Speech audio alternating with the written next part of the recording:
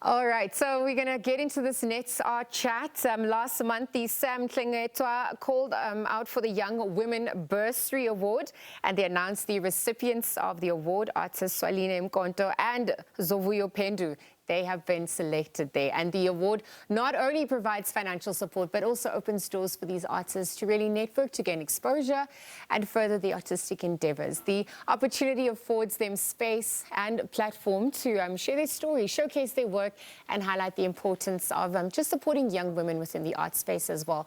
Both ladies join us to chat a little bit further about what this all means for them. Good morning, and thank you for your time. Our hearty congratulations. Thank you so much. What does this mean for you, knowing that you've taken this coveted prize and the baton is now handed over and you get to continue your work? Should I go? Yeah, You can go first. For me, it means I have the time to produce a full body of work that is cohesive, and it offers me the opportunity to refine where I need to refine, especially with what Back Factory offers, when they offer mentorship and an environment where there's a lot of artists who are locally and also internationally. So I get a lot of insights that vary from idea to idea. So it also allows me to expand my practice while still remaining grounded in what I do, which is always using myself as the subject. Yes, that time to also process everything and be supported in an enabling environment. Thank you for speaking to that. What about for you, Zovuyo?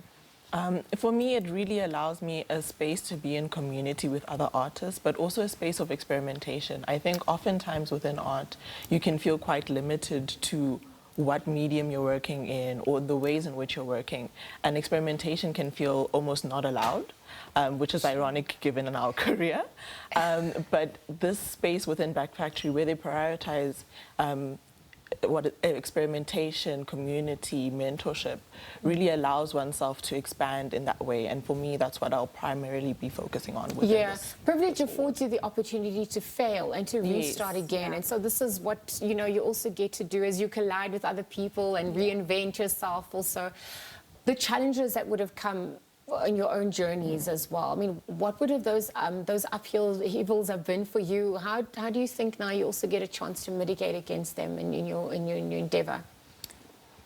I've been practicing independently for almost over a year right now, and I think currently it's quite difficult to find studio space and also space to actually work within the scale of your practice.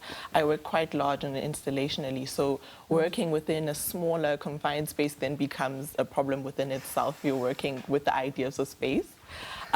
So being able to be afforded a space to actually work, right, and actually explore those things within art, it becomes financially, it becomes a barrier of entry. Yeah. So being able to move and work within that space is incredible. What about your journey? I think for me it has always been about, because what I look into is human behavior. Yeah. So I often struggle with having to understand the people around me while also centering myself within the work. So because I use a lot of paintings, and most of the time when they're large scale, it becomes quite difficult when it comes to working in it in a space, as well as Swaline mentioned. And so with my practice, when I look into human behavior, being at Back Factory allows me to look at other people and their perspectives in human behavior. So my concept then strengthens itself through various collaboration, especially now that I'll be working with Swaline as well. Where do you draw inspiration from then at this point? Because you've got it all around you, but initially what would have sparked that idea for you, and then obviously collaborating in this diverse sphere that you've now entered in? So with my work, I looked at lived experience. So I use myself as reference and I ground it in faith. So when I look at myself, I look at the unconscious, I look at the ego, and I also look at moral behavior, because I like to see how human beings behave through the ethical choices they make. And I like to use myself because it's a way of holding myself accountable, and also it's a site of being evident. But I don't always put myself on my work all the time. Okay. Just to maintain that vulnerable side as well. Okay. For me, in my practice, I look a lot at land itself. Which currently is very contested within our country. Absolutely. But I look at our personal and historical ideas of memory with land, right? And how we can challenge those ideas. How does land maybe speak? How do we listen to it? So in those, there's it's mainly like these pockets of moments of listening to land. It could be an explosion of like the bursted pipe in the CBD, but that becomes a relation of how do we interact with those things.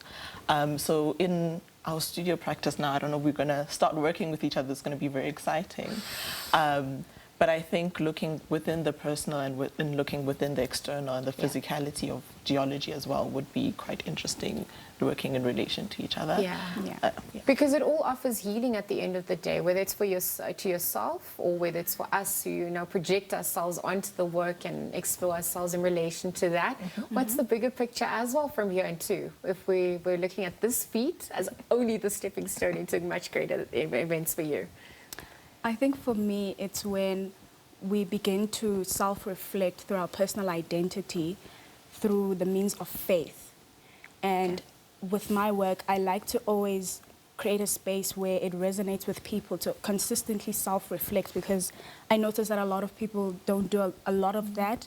When they do that, it becomes a little bit too toxic. So that's why I always open up a space where you can self-reflect, but through this way, through faith, perhaps, so that we still hold ourselves accountable without affecting another person. So I hope that the work extends itself not just locally, but as well as internationally as well. And I hope that it also becomes something learned through textual work as well, because I'm a multidisciplinary artist, so I don't only work with painting, I work with film and I work with writing as well. So I do see it traveling far beyond just a canvas and lens. Oh, that clarity is kindness. Thank you for that gift. What about you, Zovuyo? I really think that I want us to be able to see the beauty within desire, in land itself, and investigate this the idea of language within land, right? And how do we communicate with it, but also how do we view the ideas of ownership within land and it not being so colonial in the ideas of our engagement. So for me, I really want us to be able to see the silence and the beauty. Yeah. And I think that in my work, not in my land. Wow.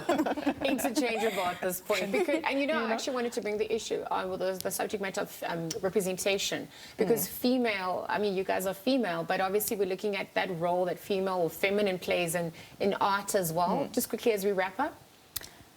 You can go first. I can go first? Yeah. Okay. I think that I look at a lot of feminist writing around geopolitics, and I think it's important to look at Black writers, Black women within art, especially in a community where I feel like we're historically saturated with a lot of whiteness, white males.